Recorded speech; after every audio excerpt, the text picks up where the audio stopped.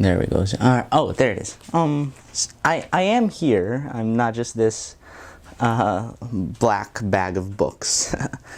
Which, speaking of, if you clicked on here, thanks for I guess getting your interest peaked, because that's kind of what I was hoping for. To all the bookworms out there. So basically, I'm just gonna be going over the books I got during the Big Bad Wolf convention that was held here in the Philippines. I'm not sure if it's something you guys know outside of here, but they already hosted an event 2 years ago in 2023, and they had another one this year. It was around 2 weeks ago. I've already done this video maybe like 3 times now, but I've never I've never had the feeling of doing it when I was filming then, but hopefully now, or rather now, right now, and I do feel quite enthusiastic about this. I really want to showcase this. Just a couple of books I got, nothing too special, and it was on the last day of the convention as well, so everything was on sale. If you bought one book per, it was like 99 pesos only, which is, I believe, just hovering near $2 in American terms. I don't know how much conversion that is to euro rates, but yeah, and 199 pesos for 3 books here in the Philippines. So that was a pretty cool and neat neat giveaway that they had. It was a nice sale, and yeah, I'll just go over some of the books I got. Let's start off with I believe the second to the last book I got, Under Major Domo Minor by Patrick DeWitt. When I first saw this, it had no proper description on the book anywhere, but the cover looked really cool, and I saw this really nice art, and I was really drawn into it by that. I searched a bit more on it because I wouldn't just buy a book without knowing anything about it. It piqued my interest, but I had to know more. From what I saw, it was sort of a gothic vein anthology series, or anthology stories within the book, and it had a lot of romanticism tied into its stories, a lot of fantasy elements as well. There's very many call-outs to I'd say hedonistic and pleasurable, well, temptations from the human spirit, and it's a little out of my comfort zone, but I'm willing to read the book a bit, you know. I am interested in expanding some of my reach in what do you call this, in reading. Most of the books I've had now are anthology series, but I've gotten Star Child by Oscar Wilde, and before that I also got, I forgot the name of the other book I got, but it was another anthology series, and most of it has been like this, but none really to this degree of, I believe, writing degree or diversity. I've not really been a gothic guy in my reading time. It's a pretty nice change of pace, or maybe an unexpected change of pace, but one that I'll be sure to read. I'm really glad I got the book. It really seems interesting. The next I got is not by order, by the way, but just randomly, Superstar by Mandy Davis. This one I was really excited to go buy because it looks really cute. That's what I'll say first and foremost. It looks really adorable. Oh, hold on, I'm gonna burp. Excuse me, I'm sorry for that. It looks really welcoming and simple based on the cover itself. The text seems really, it's a small thing, the text, but it's something that really drew me in. I like playful text designs and font uses. And based on what people said about this, it's sort of like it's a first-person way of telling the story based on what I've heard. I think it's coming of age.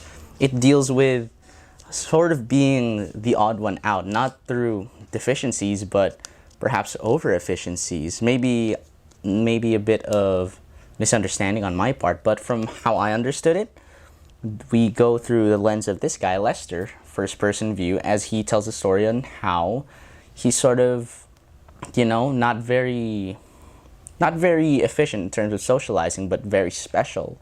Let's say in his academics, he's a very bright young kid, and it's a bird, it's a plane, it's a superstar. He's a superstar by that definition. Going through life trying to be normal, or maybe just going through life even if he's not normal. It's gonna be a pretty cool read. I'm interested in seeing how this pans out. I was very brought into the book by the cover and searching it up and seeing what people saw or said about it. It seems really, really cool. I'm looking forward to reading this one a lot. As I am for all the books I bought, I'm looking forward to reading a lot of them. Oh, and we got a series that I've really been wanting to get into, Star Wars Legends. Now, the Last of the Jedi book, I'm not sure if this is the one that most people would choose to read for the first time, but if you went in there, you'd know how hard it was to find books in the first place. The convention was really scuffed. Maybe it was because it was its last day, but there was no categorization for anything. They categorized it by letters, but that letters corresponded to no true telling of what the book was. So science fiction, fiction, teen, adult, romance, everything was sort of lumped into one, and you just had to go through section by section just to see if it had what you wanted. This was like one of the only two Legends books that I could find, and the other one was the pod racing one of the Anakin and Obi-Wan. So if I had to choose between that, I was going to choose this. I've always wanted to get into the Star Wars Legends series, but never really found myself going to places that sold these books. And so having seen this one out of the blue, literally just popped up while I was scouring through the lump of books there. I knew I had to get at least one of these. So if I saw nothing better, I was going to go get it. And I didn't see anything better, so I was going to go get it. Now, Legends is a saga that I've heard a lot about. It's one of the most anticipated sci-fi releases in terms of novels each year that there is one. And people really look forward to these books. And maybe I chose a relatively weak one, but it's a starting point, and I'm really interested in seeing how Legends, talks about Star Wars from a different point of view, because I really do like Star Wars.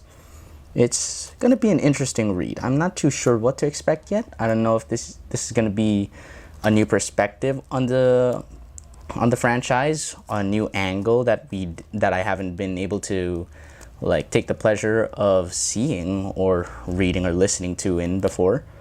So let's see. Not too sure what to expect, but I'm excited. Next we have... These go hand in hand. Nightmare and Tales from the Turrets. Now, I always find it very, very important when I'm scouring through books to always go get a couple children's books to pair with the ones I get. And I realize that a lot of times it's more veering towards children's books, my gravity in terms of what I'm looking to find when I'm buying. But that's because I feel like whenever you're not in the mood to read and you're kind of like going through a rut in terms of wanting to read some more, and it's just not really there. The easiest way you can get back into the feeling of wanting to explore more novels, want to go read more literature, is children's books. They are the most fun piece of medium you'll find, and I will stand by that. The greatest stories are the ones told by the simplest morals. They're the ones told best, and it's always told best when you can understand it the easiest. And that to me is what encapsulates children's books. Encapsulates children's books. These things are a really, really great dose of fun and charm in little spouts, because these are relatively short whenever you read it, no matter how thick it looks.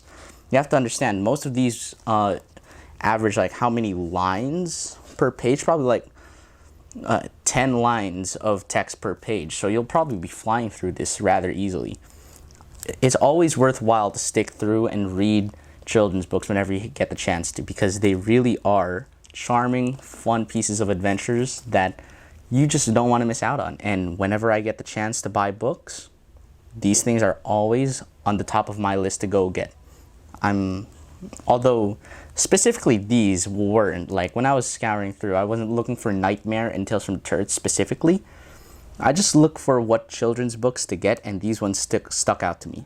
So fun little adventures and an anthology book here.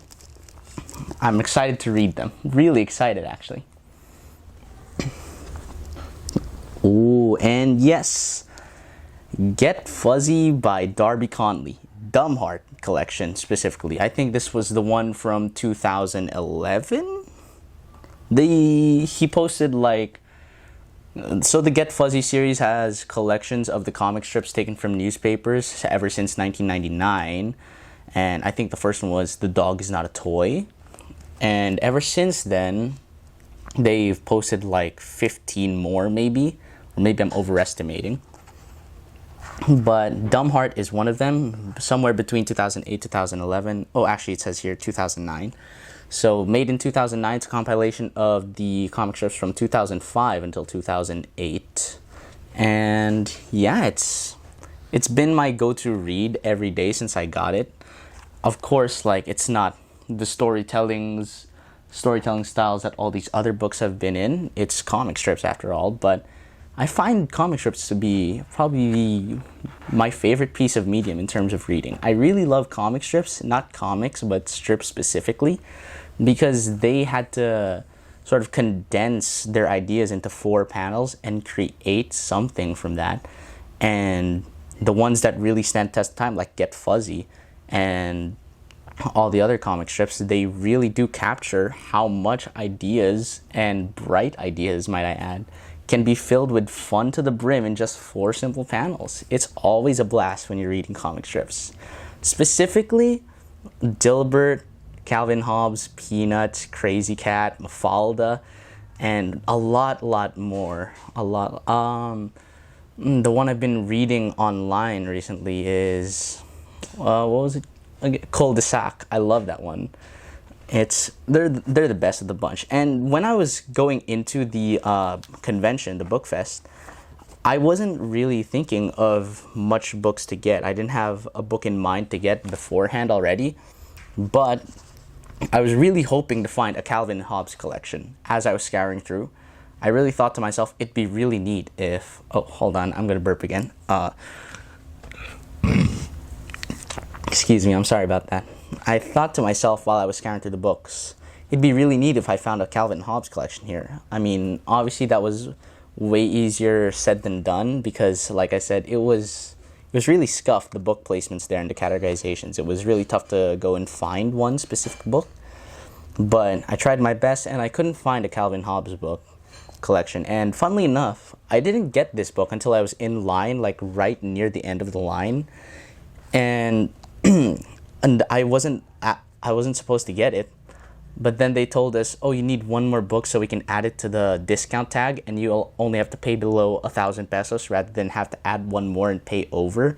So instinctively, I got this, and I don't regret that choice one bit. It's great to have physical copies of comic strips, because reading online, I think of these as something I read during breakfast and, when I'm at school. Reading online at school, obviously you can't use your phones much during class, and using your phone first thing in the morning, it really isn't the spot for me. It doesn't hit right for me. So having this is really neat. I like it.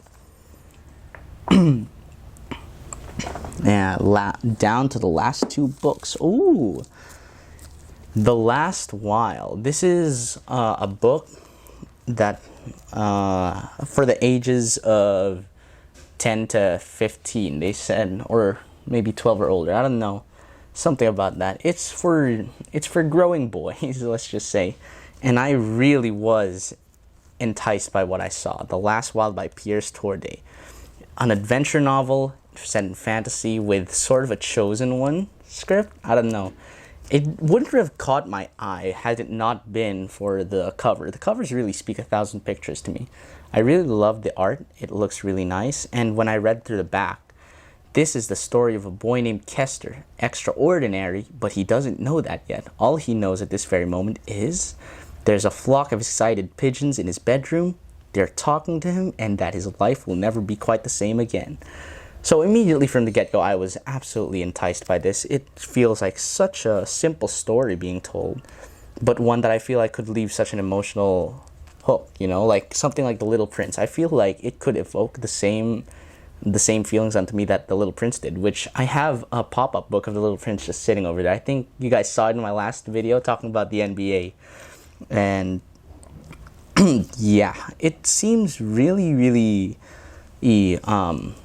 Geronimo Stilton-esque with a Little Prince sort of story being told, you know, if you understand what I mean. And for that reason, I don't know, that's the idea of this book that I built, and for that reason it really spoke to me. It gripped me when I saw it, and I really want to buy it. I really want to see what it would be, and I was very intrigued by what I saw.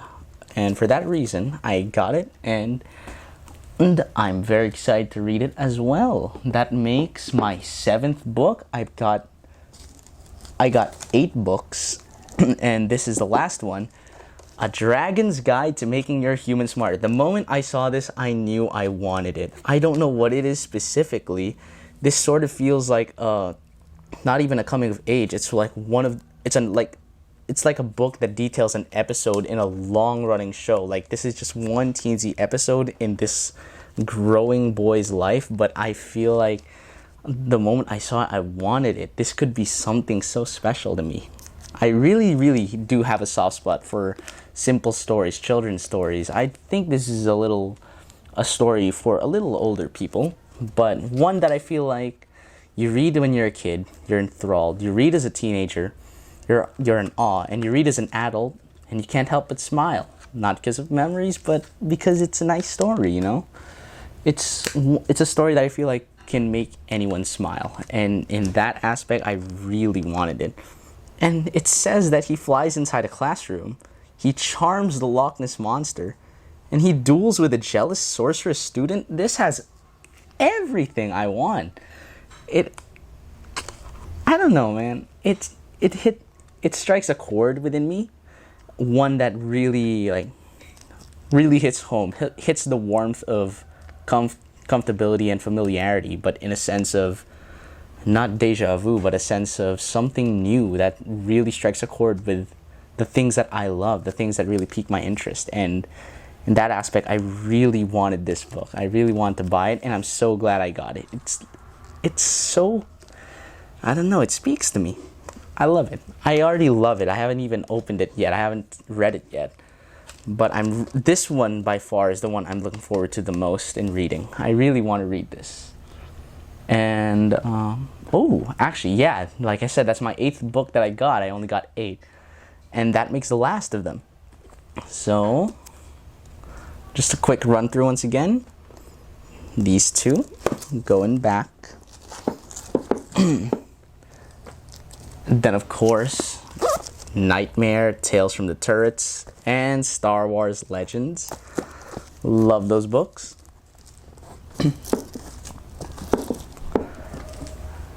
And Superstar and Under Major Domo Minor, 2 books I got as well. And Darby Conley's Get Fuzzy. So that was the list of the books I got during the Big Bad Wolf convention sale on its last day here. I'm really happy that I was able to share it with you guys. And to those who I piqued the interest of, thanks for tuning in, you know? It's really fun to read books, and I really do love going to buy books all the time. Whenever I get the chance, I make the most of it, and it's so much fun to buy. Thanks for watching, guys. See you next time.